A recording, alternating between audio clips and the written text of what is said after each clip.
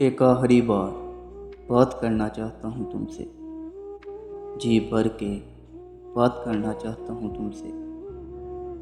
ہاں، یہ میری طرف سے آخری کوشش ہوگی تمہیں منانے کی، اپنی بات سمجھانے کی۔ پھر میں تمہیں جاننے سے کبھی نہیں روکوں گا، لیکن اس سے پہلے ایک آخری بار بات کرنا چاہتا ہوں، اپنے دل کی بات اور حالات بتانا چاہتا ہوں۔ بہت ساری باتیں اور وعدے کیے تھے ہم دونوں نے ساتھ رہ کر، یاد دلانا چاہتا ہوں۔ تم تو وہی ہو نا جو میری تنہائیوں کو بھی سمجھ جاتے تھے، جو میری خاموشی کو پڑھ لیتے تھے۔ پھر سے یاد دلانا چاہتا ہوں، بس ایک آخری بار بات کرنا چاہتا ہوں تم سے، جی بھر کے بات کرنا چاہتا ہوں تم سے۔